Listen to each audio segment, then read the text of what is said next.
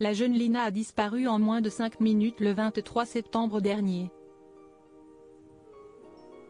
Un drame terrible que les enquêteurs tentent de résoudre. Mais ces derniers, lesquels misent beaucoup sur les images des caméras de vidéosurveillance, ont dû faire face à plusieurs déconvenues. Depuis le 23 septembre, Lina, 15 ans, est introuvable et l'enquête avance doucement. Il faut croire qu'elle aurait pu évoluer bien plus vite selon de nouvelles révélations. RTL évoque en effet une nouvelle caméra de surveillance qui aurait pu être exploitée, mais en quelques minutes, cette piste est tombée à l'eau. Lina devait rejoindre son petit ami Tao à Strasbourg. Pour ce faire, elle se rendait à pied, via un chemin peu rassurant, à la gare de Saint-Blaise-la-Roche pour prendre un train. Elle a alors été aperçue par l'ancien maire de la ville, puis par un autre homme qui dit l'avoir vue partir en sens inverse à bord d'une voiture. Ce chemin intrigue donc les enquêteurs, misent beaucoup sur les caméras de vidéosurveillance. Grâce à elles, ils ont pu découvrir que Lina n'a par exemple jamais atteint la piste cyclable et encore moins la gare.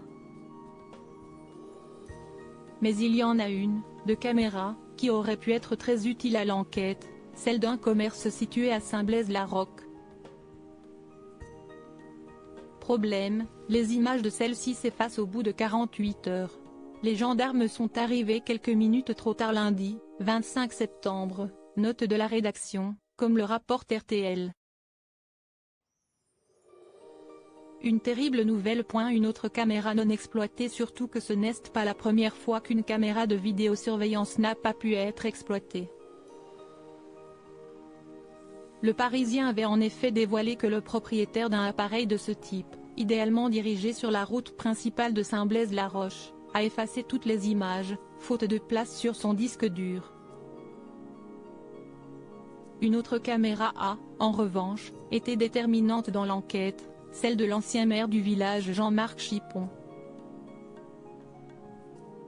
Lui qui avait estimé avoir croisé Lina vers 11h15, le téléphone de la jeune femme a arrêté d'émettre à 11h22, et être repassé moins de 10 minutes plus tard en sens inverse, a refait ses calculs grâce aux caméras positionnées devant chez lui. Et sa conclusion est effroyable. Je ne suis en fait resté qu'1 minute chez moi.